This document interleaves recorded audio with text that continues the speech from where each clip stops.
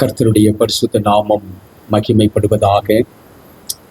இயேசு கிறிஸ்துவின் வல்லமை உள்ள நாமத்திலே உங்கள் யாவரையும் அன்போடு வாழ்த்தி வரவேற்பதில் நான் மிகுந்த மகிழ்ச்சி அடைகிறேன். இந்த 7வது மாதத்திலே மற்றும் ஒரு பரிசுத்த ஓய்வு நாளின் ஆரம்ப வேளையில் கர்த்தருடைய திரு சமூகத்திலே நாம் கூடி வரத்தக்கதாகவும் கர்த்தருடைய ஆச்சரியமான சத்திய வசனங்களை, வேத ரகசியங்களை தியானிக்கும்படியாக கர்த்தர் கொடுத்த இந்த பெரிதான கிருபைக்காக நாம் ஆண்டவருக்கு நன்றி செலுத்துவோமாக. இந்த சத்தியத்தை கேட்கிற ஒவ்வொரு பிள்ளைகளோடு தேவன் இருந்து உங்களை ஆசீர்வதிக்கட்டும். இந்த நாளில் மிக ஆச்சரியமான வேத சத்தியத்தை நாம் தியானிக்கும்படியாக இருக்கிறோம். ஆகவே தேவன் தாமே நம்மோடு கூட இருந்து நம்மை வழிநடத்துவாராக. பாரிஸ் மாகாணத்திலே பழைய பொருட்கள் விற்கிற சந்தை ஒன்று இருக்கிறது. அந்த சந்தையிலே ஒரு வியாபாரி அந்த சந்தைக்கு சென்று பழைய பொருட்கள் வாங்க வேண்டும் என்று போன போது ஒரு நெக்லஸ் ஒன்று வாங்கினார். அது சாதாரண கல்லினால் செய்யப்பட்ட நெக்லஸ் தான், அது விலை உயர்ந்தது அல்ல. ஆனாலும் அது ஒரு பழைய நெக்லஸாக இருந்தபடியினாலே அவர் அதை வாங்கி பாரிஸ் மாகாணத்தில் இருந்து நியூயார்க் பட்டணத்துக்கு போனார். அப்படி அவர் போகும்போது அந்த நியூயார்க் பட்டணத்திலே அவர் வாங்கி வந்த அந்த நெக்லஸுக்கு சுங்கம் கட்ட வேண்டும், வரி கட்ட வேண்டும் என்று அந்த அதிகாரிகள் சொன்னார்கள். இவருக்கு ரொம்ப ஆச்சரியமாக இருந்தது. அது சாதாரண நெக்லஸ் தானே, ரொம்ப பழமையான நெக்லஸ் தானே, அதற்கு ஏன் சுங்க வரி கட்ட வேண்டும், வரி கட்ட வேண்டும் என்று அந்த அதிகாரிடத்துல முறையிட்டார். அப்பொழுது அந்த அதிகாரிகள் சொன்னார்கள், அது பழைய நெக்லஸ் தான், அது சாதாரண கல்லினால் செய்யப்பட்டிருக்கிற நெக்லஸ் தான், ரொம்ப விலை உயர்ந்தது இல்லை. ஆனால் நீ அந்த நெக்லஸை நகை வியாபாரியிடத்தில் நீ சென்று கொடுத்து பார், அவர்கள் சொல்வார்கள் என்று அதிகாரிகள் சொன்னார். இவருக்கு ஒன்று புரியவில்லை. பக்கத்தில் உள்ள நகைக்கடைக்கு ஓடினான். அவன் விலை மலிவாக வாங்கின அந்த நெக்லஸ் அந்த நகைக்கடைக்காரர்கிட்ட கொடுத்து, இதை நீங்கள் பரிசோதித்து சொல்லுங்கள் என்று சொன்னான். அப்பொழுது அவர்கள் அந்த நெக்லஸை கையில வாங்கி சொன்னார்கள், இது ரொம்ப விலைக்கூர்ந்த நெக்லஸ் என்று சொன்னார்கள். அவருக்கு ரொம்ப ஆச்சரியமாக இருந்தது. நான் ரொம்ப மலிவான விலைக்கு தானே பழைய பொருட்கள் விற்கிற பாரிஸ்ல வாங்கினேனே என்று சொன்னார். அப்பொழுது அவர்கள் சொன்னார்கள், இது ரொம்ப பழைய நெக்லஸ் தான், ஆனால் அதிலே ஒரு வாக்கியம் எழுதப்பட்டிருக்கிறது, அதை நீ வாசித்து பார்த்தாயா என்று கேட்டார்கள். அப்பொழுது அவருக்கு ஆச்சரியமாக இருந்தது. அதில் என்ன எழுதியிருக்கிறது என்று பார்த்த பொழுது அதில் எழுதியிருந்தது, நெப்போலியன் போனபார்ட் ஜோஸ்பினுக்கு கொடுத்தது என்று எழுதப்பட்டிருந்தது. நெப்போலியன் யாருக்கு கொடுத்தது என்றால், தன்னை நேசித்த ஸ்திரீக்கு கொடுத்த அந்த நெக்லஸ். அதை அவன் பழைய பொருட்கள் விற்கிற இடத்துல வாங்கியிருக்கிறான். ஆகினாலே அவர்கள் சொன்னார்கள், இந்த நெக்லஸ் ரொம்ப விலை கூண்டதில்லை, அதுல இருக்க கல் விலை உயர்ந்ததில்லை, அதுல நெப்போலியன் போனபார்ட் ஜோஸ்பினுக்கு கொடுத்தது என்று எழுதியிருக்கிறதே, அதனால் அந்த நெக்லஸ் ரொம்ப விலை கூண்டதாக இருக்கிறது என்று சொன்னார். இந்த வியாபாரி ரொம்ப ஆச்சரியம் அடைந்தார். எனக்கு அன்பான தேவனுடைய பிள்ளைகளே, இன்றைக்கு நாம் விசேஷமானவர்கள் அல்ல, தேவன் அவருடைய நாமத்தை நம்ம எழுதியிருக்கிறபடினாலே, நாம் அவருடைய நாமத்தை தரித்திருக்கிறபடினாலே நாம் ரொம்ப விசேஷமானவர்களாக இருக்கிறோம். எனக்கு அன்பான தேவனுடைய பிள்ளைகளே, இன்னைக்கு ரொம்ப ஆச்சரியமாக சபைக்கு ஒரு மிகப்பெரிய இக்கட்டு காலம் வரும்படியா இருக்கிறது. அந்த இக்கட்டு காலத்துக்கு யாக்கோபின் இக்கட்டு காலம் என்று பரிசுத்த வேதம் சொல்லுகிறது. அப்படிப்பட்ட அந்த யாக்கோபின் இக்கட்டு காலத்திலே தேவ பிள்ளைகள் நாம் என்ன செய்ய வேண்டும், நாம் எப்படி இருக்க வேண்டும், ஆண்டவர் நமக்கு என்ன சொல்லி இருக்கிறார் என்பதை பரிசுத்த வேதாகமத்திலே நாம் இந்த பரிசுத்தமான ஓய்வு நாளின் ஆரம்ப வேளையில் சிந்திக்கும்படியாக இருக்கிறோம். ஒரு இக்கட்டு காலம் நமக்கு முன்பாக இருக்கிறது என்பதை நன்றாக அறிந்திருக்கிறோம்.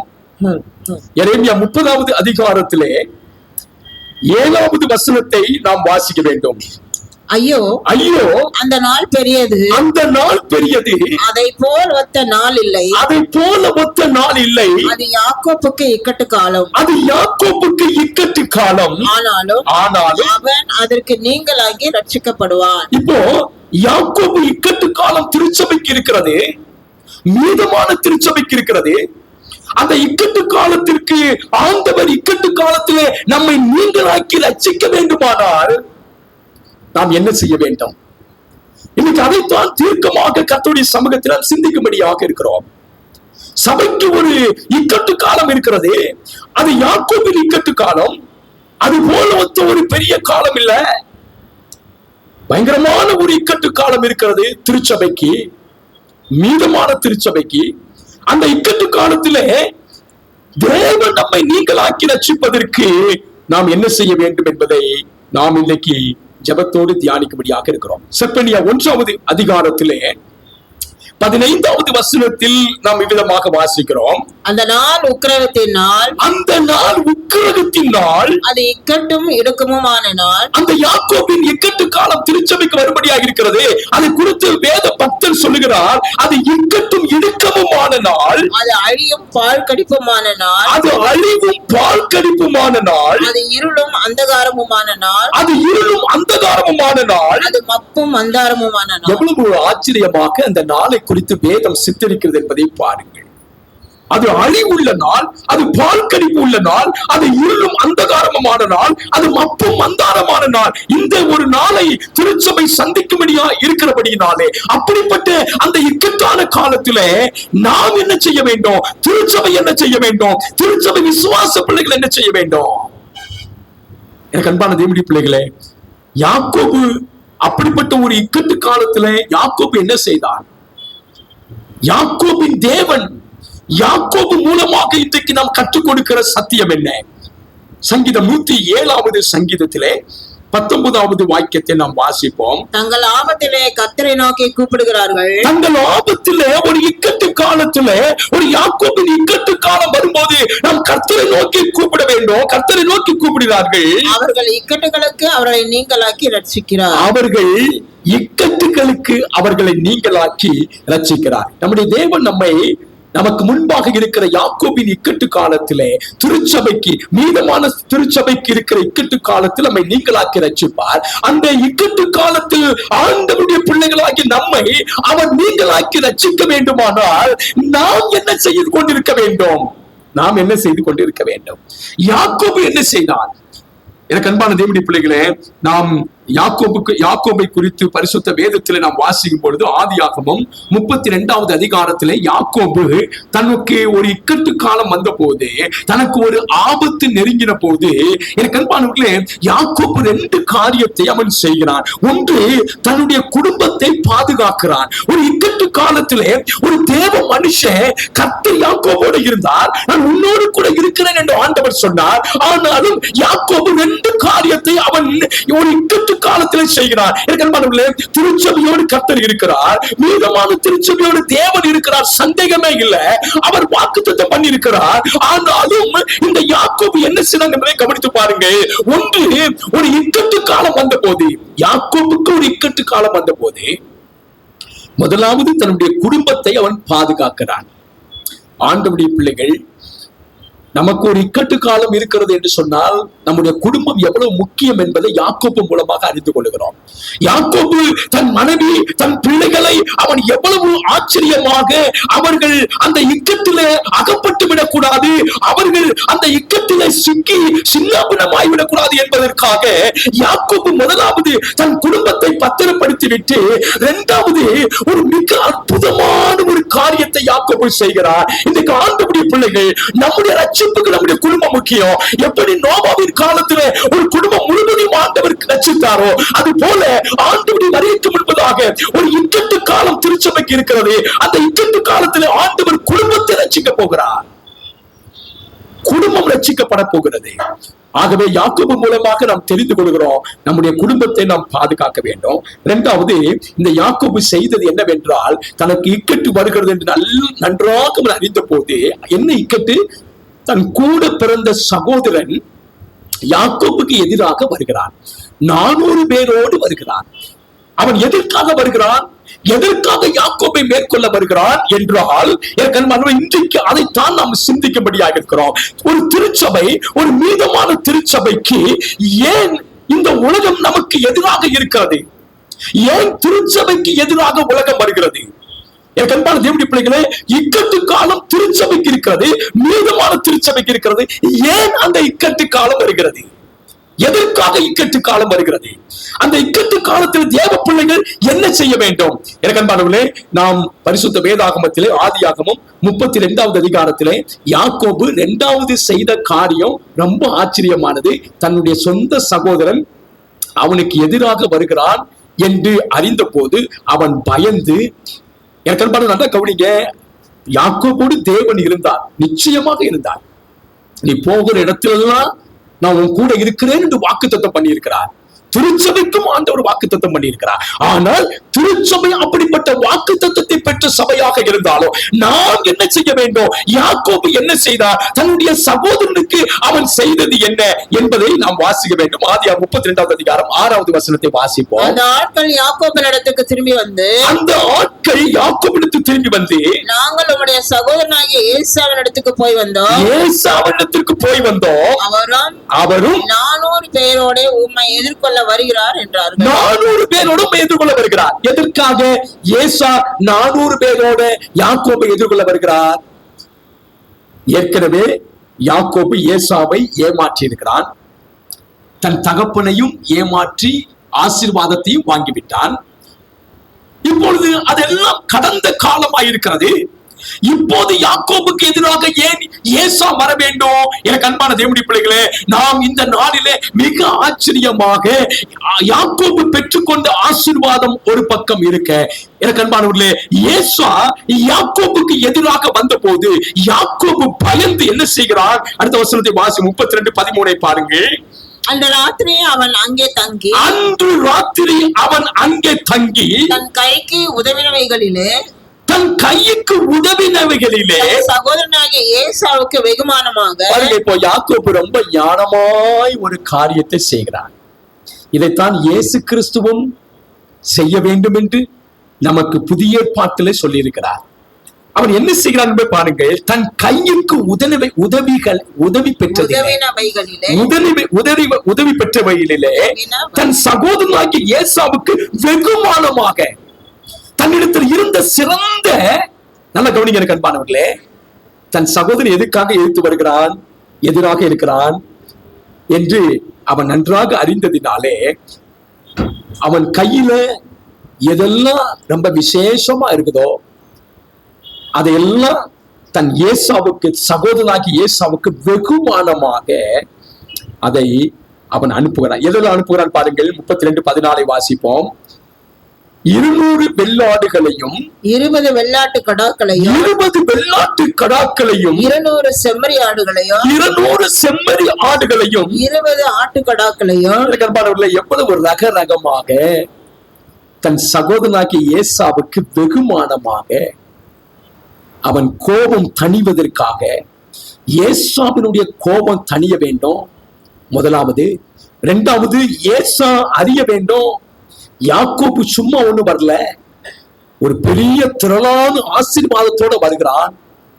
அவனுக்கு ஏராளமான வெள்ளாடுகள் இருக்கிறது, ஏராளமான கடாக்கள் இருக்கிறது, ஏராளமான செம்மறி ஆடுகள் இருக்கிறது, ஏராளமான ஆட்டுக்கடாக்கள் இருக்கிறது. அவன் ஒரு சாதாரணமாக யாக்கோபு வரவில்லை. ஏசா, நீ தெரிந்து கொள்ள வேண்டும், ஓ ஆஸ்தியை புடுங்குவதற்காக நான் வரவில்லை, ஓ ஆசீர்வாதத்தை எடுக்க வேண்டும் என்று நான் வரவில்லை. கர்த்தர் என்னை திரளாக ஆசீர்வதித்திருக்கிறார். இதோ பார், கர்த்தர் கொடுத்த ஆசீர்வாதத்திலே உனக்கு நான் அனுப்பி வைத்திருக்கிறேன். எனக்கு அன்பான தேவனுடைய பிள்ளைகளே, மீதமான திருச்சபை ஒரு யாக்கோபின் இக்கட்டு காலத்துல நம்முடைய சகோதரர்களுக்கும் நமக்கு எதிராக இருக்கிறவர்களுக்கும் நாம் என்ன செய்ய கடமைப்பட்டிருக்கிறோம்? என்ன செய்வது அவசியமாக இருக்கிறது? மிகவும் ஆச்சரியமாக இந்த யாக்கோபிடத்திலிருந்து நாம் கற்றுக்கொள்கிறோம். 32வது அதிகாரம் 15வது வசனத்தை பாருங்கள். பால் கொடுக்கிற 30 ஒட்டகங்களையும் பால் கொடுக்கிற 30 ஒட்டகங்களையும் அவைகளின் குட்டிகளையும் 40 கடாரிகளையும் 10 காளைகளையும் 20 கோழிக்கை கழுதைகளையும். எனக்கு அன்பானவர்களே, அவன்கிட்ட என்ன இல்லைன்னு பாருங்க யாக்கோபிடத்துல. உங்களுக்கு தெரியுமா, லாபானுடைய வீட்டுல அவன் ஆடுதான் மேய்ச்சிக்கிட்டு இருந்தான். ஆனால் யாக்கோபுக்கு எத்தனை ஆசீர்வாதம் என்பதை பாருங்கள். இதெல்லாம் யார் கொடுத்ததுன்றா கர்த்தர் கொடுத்தது. கர்த்தரிடத்தில் அவன் பெற்றுக் கொண்டான். அவன் இரவு பகலோ யாக்கோபு தன்னுடைய அந்த லாபானுடைய வீட்டுல 20 வருஷம் வேலை செய்து சம்பாதித்த சம்பாத்தியம் இப்ப அதுல சகோதரனுக்கு ரகரகமா கொடுக்கிறான். எல்லாத்திலையும் அவன்கிட்ட இருந்த ஒண்ணுல கூட அவன் கொடுக்காம இருக்கல. ஏன் அப்படின்னா, ஏசா நீ தெரிந்து கொள்ள வேண்டும், கர்த்தர் என்னை எல்லா விதத்திலும் ஆசீர்வதித்திருக்கிறார். எனக்கு ஆசீர்வாதம் கொடுக்காத எதுவுமே இல்லை. பாருங்க எனக்கு அன்பானவர்களே, எவ்வளவு ஆச்சரியமாக என்னென்ன காரியங்களை அவன் கொடுத்து அனுப்புகிறான் என்பதை பாருங்கள். கழுத குட்டிகளை கூட கழுது குட்டியும் கொடுத்து அனுப்புகிறான். ஆச்சரியமாக இல்லையா? ஏசா அதை பார்த்தவனே நினைச்சிருப்பான், யாக்கோபு எவ்வளவு திரளாக ஆசீர்வதிக்கப்பட்டிருக்கிறார், இவ்வளவு ஆசீர்வாதமா. என் அன்பான தேவனுடைய பிள்ளைகளை, தன் வீட்டை விட்டு போகும்போது ஒரு கோலும் கையுமாக போனான். ஒன்றுமே அவன் எடுத்துட்டு போல. அவன் வீட்டுக்கு திரும்பி வரும்போது அவன் சகோதரனுக்கு கொடுத்த லிஸ்ட் பாருங்க. இன்னைக்கு மளிகை சாமான் லிஸ்ட் போடுறோம்ல, சகோதரனுக்கு கொடுத்த லிஸ்ட பாருங்க. எதுக்காக, ஏன் இவ்வளவு பிரயாசம்? ஏன் யாக்கோபு தன் சகோதரனுக்கு இப்படி காரியங்களை செய்கிறான்? ஆதியாகமம் 32 அதிகாரம் 14 வசனத்தை வாசிப்போம். வேலைக்காரர் கையில் ஒவ்வொரு மந்தையை தனித்தனியாக ஒப்புவித்து நீங்கள் மந்தைக்கு முன்னும் பின்னுமாக இடம் விட்டு எனக்கு முன்னாக ஓட்டிக்கொண்டு போங்கள். ஆமா, இடத்துல விட்டு நீங்க ஓட்டிட்டு போங்க. தன் வேலைக்காரருக்கு சொல்லி யாக்கோபு முன்னே போகிறவனை நோக்கி, என் சகோதரனாகிய ஏசா உனக்கு எதிர்பட்டு நீ யாருடையவன் எங்கே போகிறாய்? உனக்கு முன் போகிற மந்தை யாருடையது என்று உன்னை கேட்டால் நீ இது உமது அடியானாகிய யாக்கோபுடையது, என் ஆண்டவனாகிய ஏசாவுக்கு அனுப்பப்படுகிற வெகுமதி. இது என் ஆண்டவனாகிய ஏசாவுக்கு அனுப்பப்படுகிற வெகுமதி. இதோ அவனும் எங்கள் பின்னே வருகிறான் என்று சொல் என்றார்.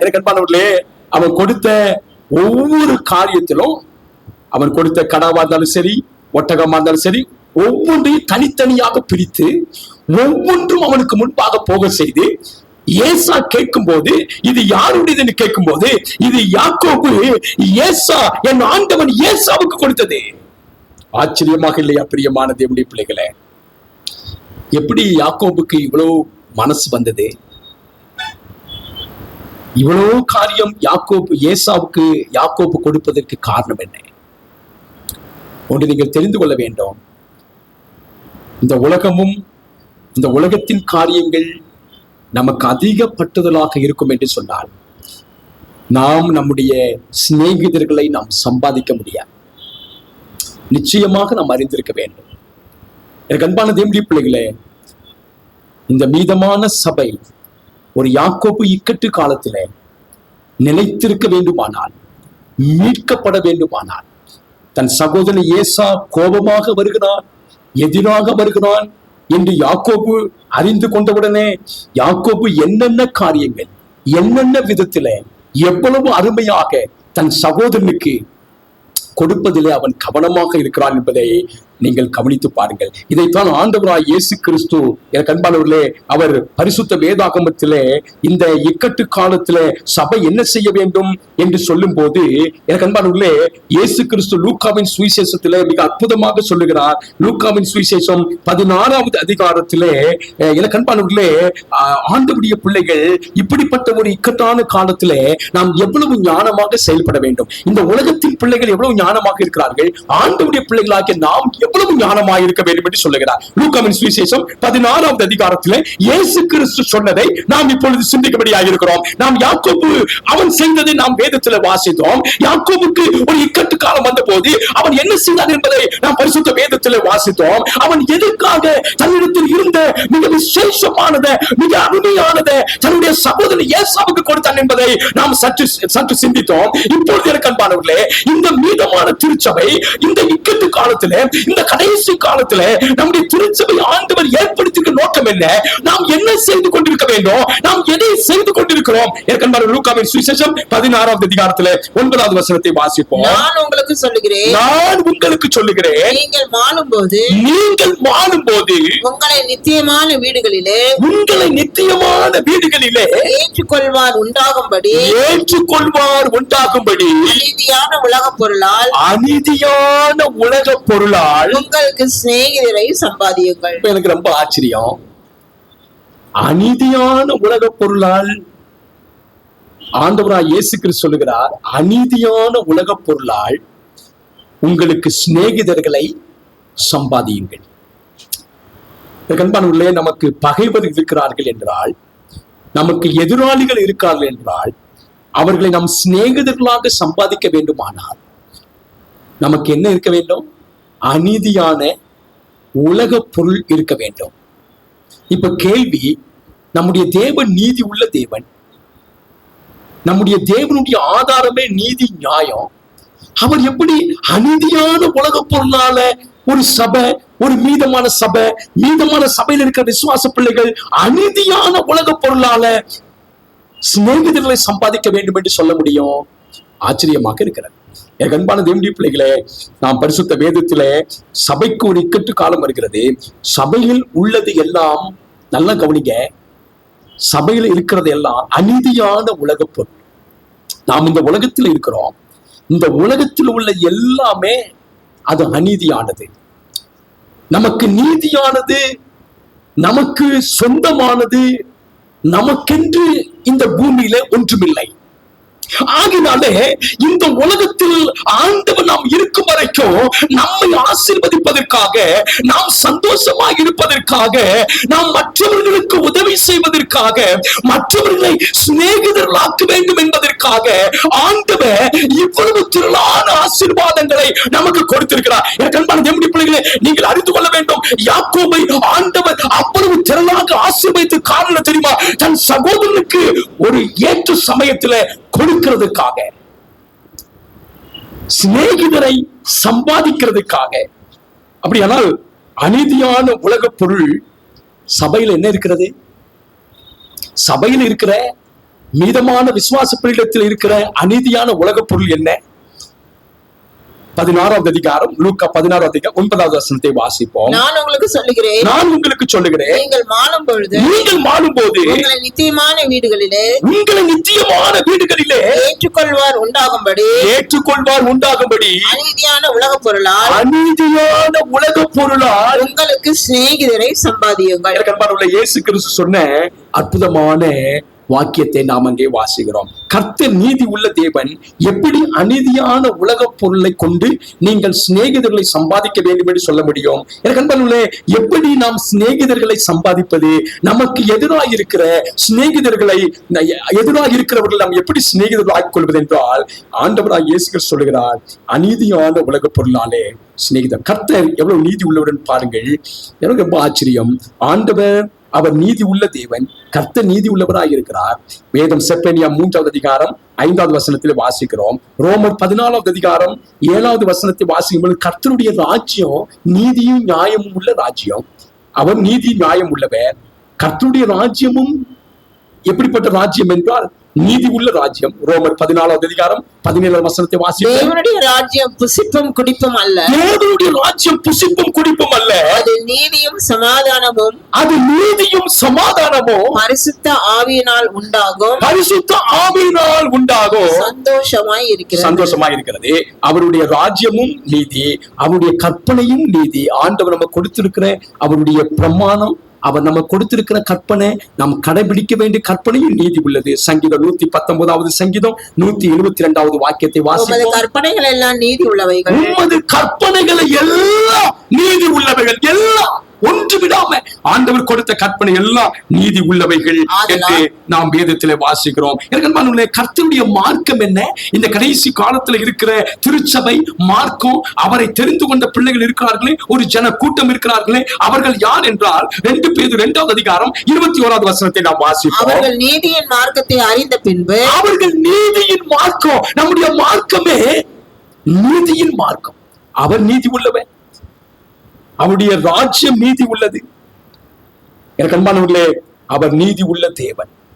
அப்படிப்பட்ட தேவன், கர்த்தர் நீதி உள்ள தேவன், எப்படி அநீதியான உலக பொருளை கொண்டு நாம் சிநேகிதர்களை சம்பாதிக்க வேண்டும் என்று சொல்லுகிறார் என்பதை நாம் கவனிக்க வேண்டும். இப்பொழுது இந்த லூக்காவின் சுவிசேஷத்திலே சொல்லப்பட்டிருக்கிற இந்த காரியம், இயேசு கிறிஸ்து சொன்னாரே, அநீதியான உலக பொருளால் சிநேகிதர்களை சம்பாதிகள் சொன்னாரே, யாரிடத்திலே அவர் அதை சொன்னார்? யாரிடத்தில் இயேசு கிறிஸ்து அநீதியான உலக பொருட்களினாலே சிநேகிதர்களை சம்பாதிகள் என்று சொன்னார்? அன்பானவர்களே, நாம் பரிசுத்த வேதத்தை கவனித்தால் இயேசு கிறிஸ்து தம்மோடு கூட இந்த சீடர்களுக்கு சொன்னார். எதற்காக தம்முடைய சீடர்களுக்கு அநீதியான உலக பொருளினால சிநேகிதர்களை சம்பாதிக்க வேண்டும் என்று சொன்னார்? ஏனென்றால் அந்த காலகட்டத்தில் இருந்த யூதர்கள், பரிசேயர்கள், சதிசேயர்கள், அவர்கள் அப்படி செய்யவில்லை. அப்படி செய்யாம போனதினாலே இயேசு கிறிஸ்து தம்முடைய சீசர்களை பார்த்து சொன்னார், அவர்கள் செய்யவில்லை, நீங்கள் செய்யுங்கள் என்று தம்முடைய சீசர்களுக்கு சொல்வதை நம்ம இங்கே வாசிக்கிறோம். லூக்காவின் சுவிசேஷம் 16வது அதிகாரத்திலே அவர் சொன்ன அந்த அற்புதமான ஓமையை பாருங்கள். லூக்காவின் 16:1 வாசிப்போம். இன்னும் அவர் தம்முடைய சீஷர்களை நோக்கி, ஐஸ்வர்யவானாகிய ஒரு மனுஷனுக்கு, ஐஸ்வர்யமான ஒரு மனுஷனுக்கு ஒரு உக்கிரானக்காரன் இருந்தான். அவன் தன் எஜமானுடைய ஆஸ்திகளை அழித்து போடுகிறதாக எஜமானனுக்கு அறிவிக்கப்பட்டது. ஒரு உக்கிரக்காரன் எஜமானுடைய ஆஸ்தி எல்லாம் அழித்துக் கொண்டிருக்கிறார் என்று எஜமான் பார்க்கிறார். அது அந்த எஜமான் யார்? ஐஸ்வர்யவானாகி எஜமான். நம்முடைய ஆண்டவர் ஐஸ்வர்யவான். அதனால இந்த ஐஸ்வர்யவான் யார் என்றால் தேவன். நம்முடைய தேவன் ஐஸ்வர்யமான தேவனாக இருக்கிறார்.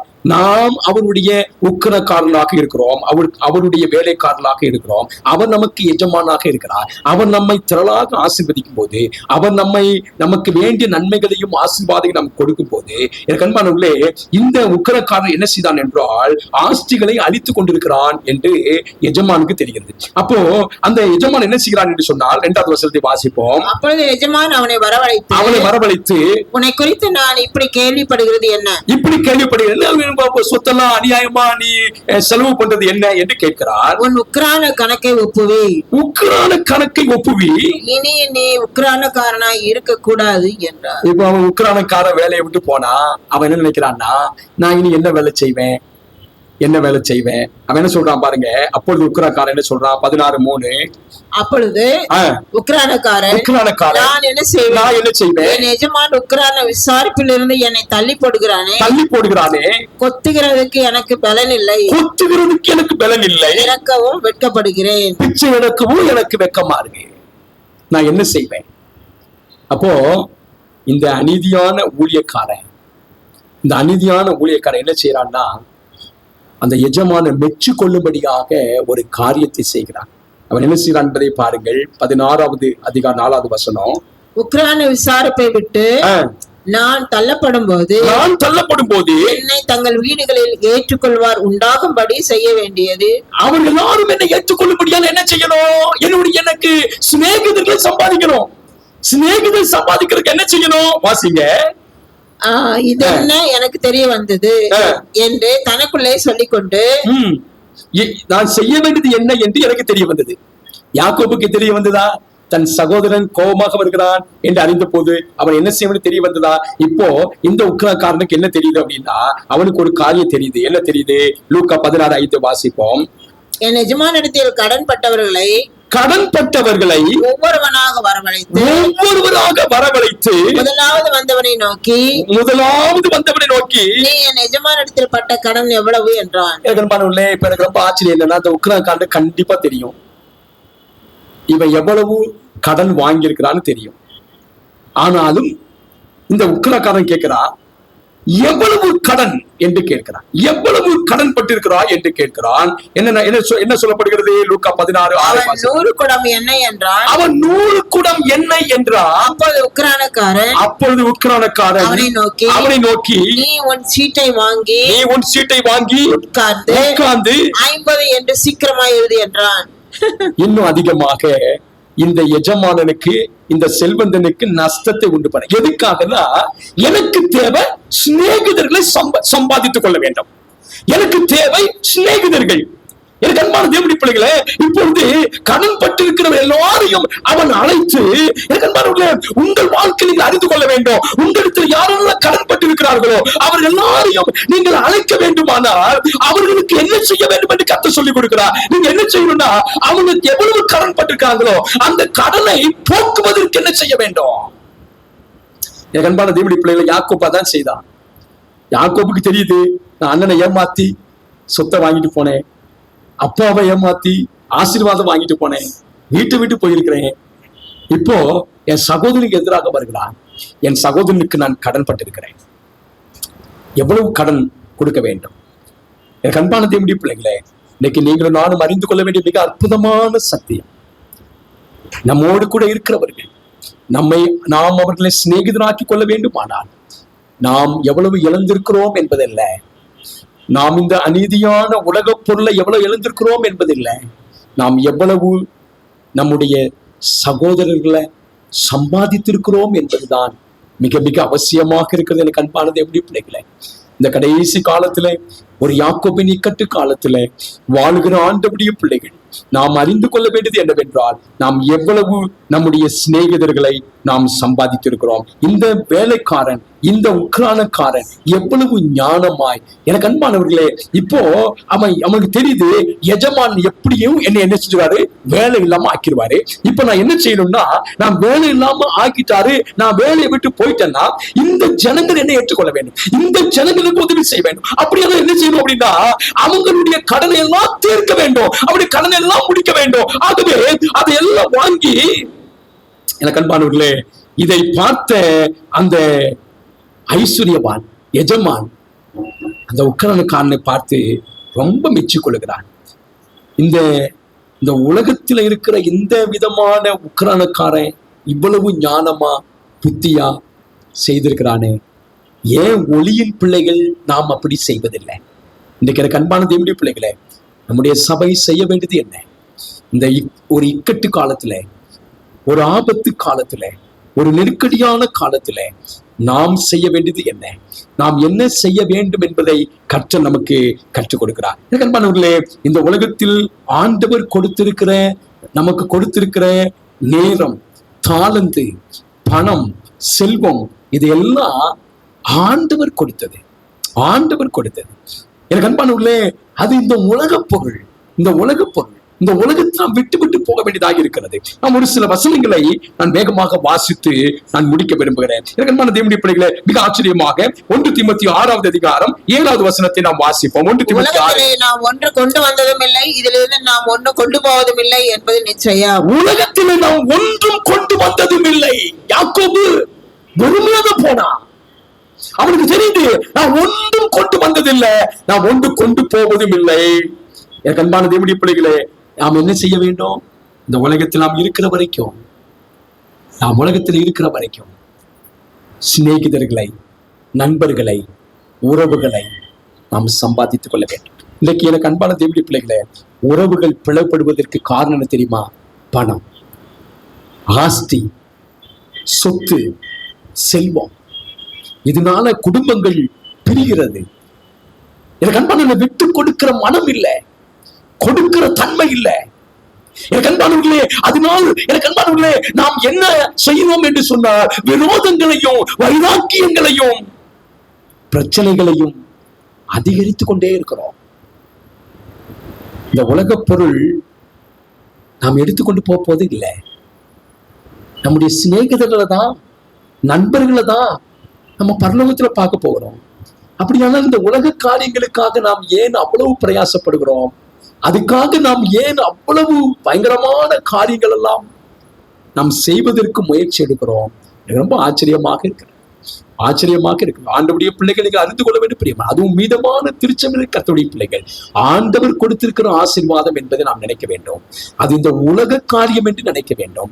இதை நாம் எடுத்துக்கொண்டு பரலோகத்துக்கு போவதில்லை என்று நாம் நினைக்க வேண்டும். இப்பொழுது எனக்கு இன்னொரு வசனத்தை வாசிப்போம். சங்கீதம் 24:1 பாருங்கள். பூமியும் அதில் நிறைவும் உலகமும் அதில் உள்ள குடிகளும் கர்த்தருடைய. எல்லாம் கர்த்தருடையதுங்க, எல்லாம் கர்த்தருடையது. அப்படியானா நாம் ஒண்ணுமே இந்த உலகத்தில் கொண்டு வரல, நம்ம ஒண்ணுமே கொண்டு போவதில்லை, எல்லாம் கர்த்தருடையது. அப்படியே இன்னொருத்தருடையதை நாம் என்ன செஞ்சு கொண்டிருக்கிறோம்? அனுபவித்துக் கொண்டிருக்கிறோம். அது அநீதிதானே? அது அநீதிதானே?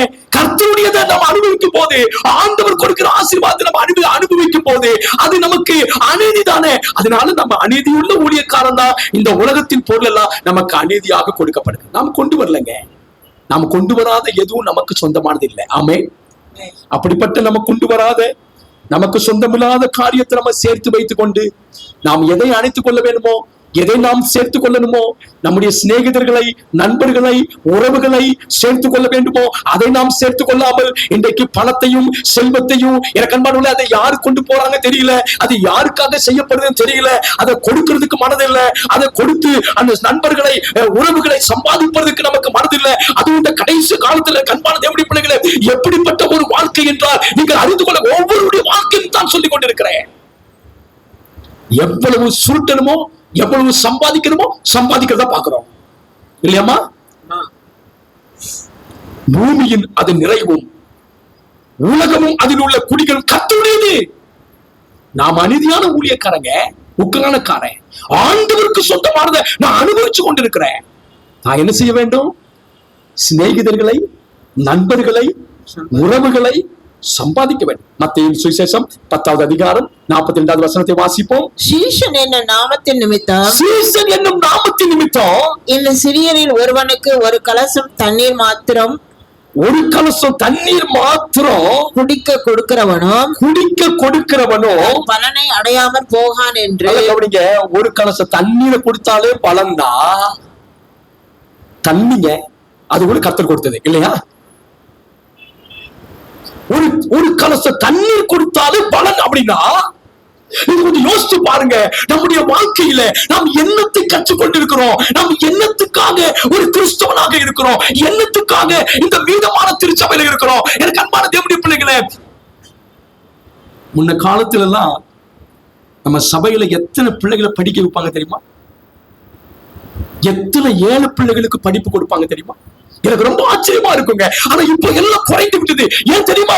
இன்றைக்கு எல்லாருடைய நோக்கம் என்ன தெரியுமா? தன்னுடைய குடும்பம், தன்னுடைய பிள்ளை தான் சம்பாதிக்கணும், தான் சேர்த்து வைக்கணும். பிரியமானவர்களை, தெரிந்து கொள்ள வேண்டும். அதை யாருக்காக நீங்க கொண்டு போக போறீங்க? என்ன செய்ய போறீங்க? நீங்க அநீதியான உக்கரக்காரர் என்பதை தெரிந்து கொள்ள வேண்டும். இந்த உலகத்தில் உங்களுக்கு இருக்கிறது எல்லாம் அநீதியான பொருள் என்று நினைக்க வேண்டும். நித்தியமான ராஜ்யத்தை கர்த்தர் நமக்கு வைத்திருக்கிறார். அதுதான் நிரந்தரமானது.